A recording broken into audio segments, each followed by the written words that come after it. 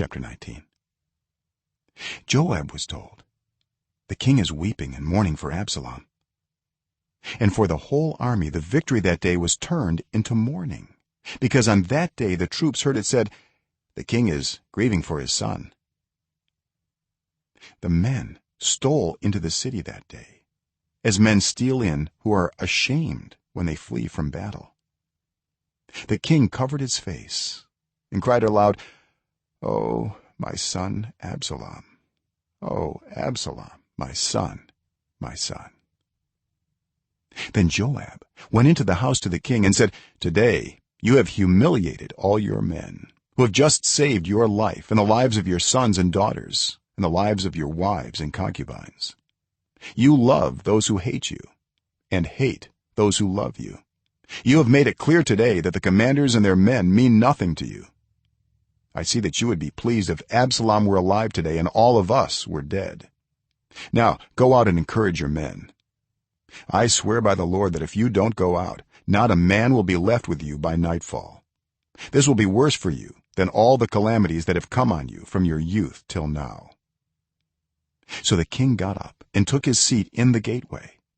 When the men were told, "The king is sitting in the gateway," they all came before him. Meanwhile the Israelites had fled to their homes. Throughout the tribes of Israel all the people were arguing among themselves, saying, "The king delivered us from the hand of our enemies. He is the one who rescued us from the hand of the Philistines. But now he has fled the country to escape from Absalom. And Absalom, whom we anointed to rule over us, has died in battle. So why do you say nothing about bringing the king back?" King David sent this message to Zadok and Abiathar the priests: "Ask the elders of Judah, why should you be the last to bring the king back to his palace, since what is being said throughout Israel has reached the king at his quarters? You are my relatives, my own flesh and blood, so why should you be the last to bring back the king? And say to Amasa, are you not my own flesh and blood?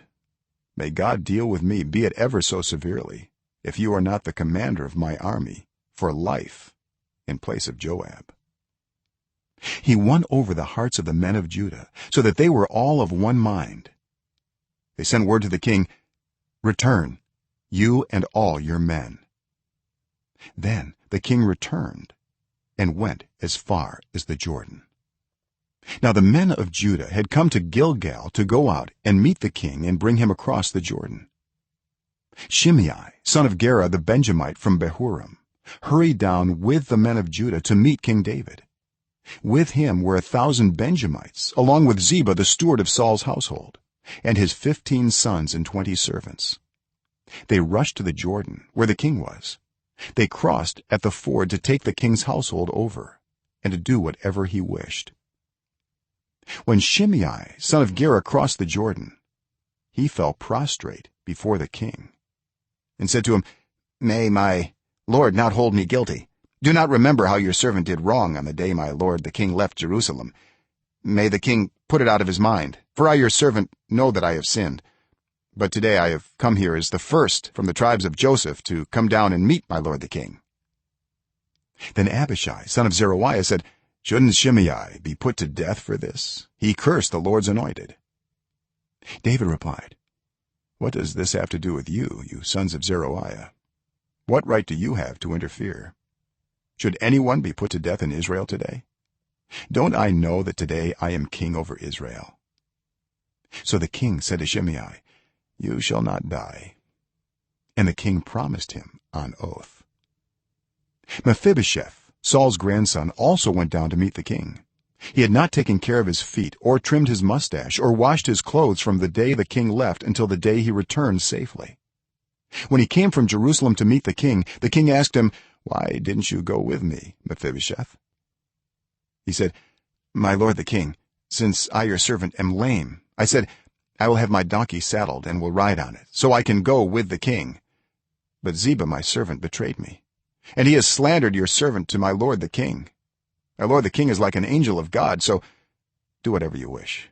All my grandfather's descendants deserve nothing but death from my lord the king, but you gave your servant a place among those who eat at your table, so what right do I have to make any more appeals to the king?"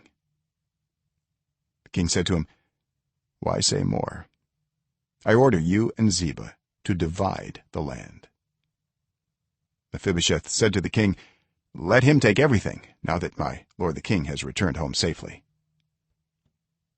Barzillai the Gileadite also came down from Rogelim to cross the Jordan with the king and to send him on his way from there.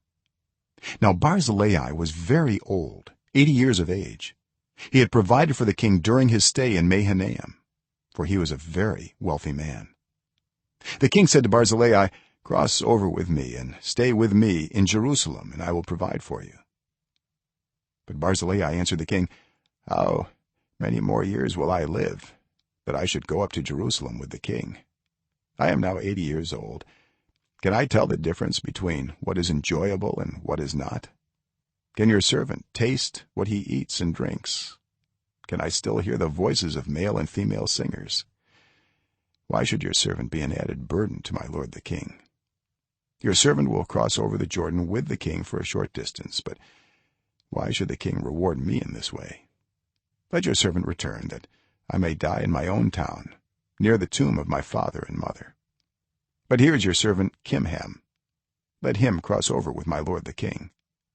Do for him whatever you wish."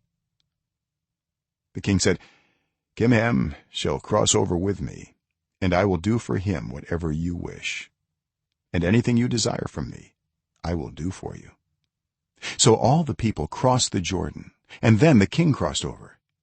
The king kissed Barzillai and bid him farewell, and Barzillai returned to his home. When the king crossed over to Gilgal, Kimham crossed with him. All the troops of Judah and half the troops of Israel had taken the king over. Soon all the men of Israel were coming to the king and saying to him, "Why did our brothers the men of Judah steal the king away and bring him and his household across the Jordan together with all his men?" All the men of Judah answered the men of Israel, "We did this because the king is closely related to us. Why are you angry about it? Have we eaten any of the king's provisions? Have we taken anything for ourselves?" Then the men of Israel answered the men of Judah, "We have 10 shares in the king, so we have a greater claim on David than you have. Why then do you treat us with contempt? Weren't we the first to speak of bringing back our king?" But the men of Judah pressed their claims even more forcefully than the men of Israel.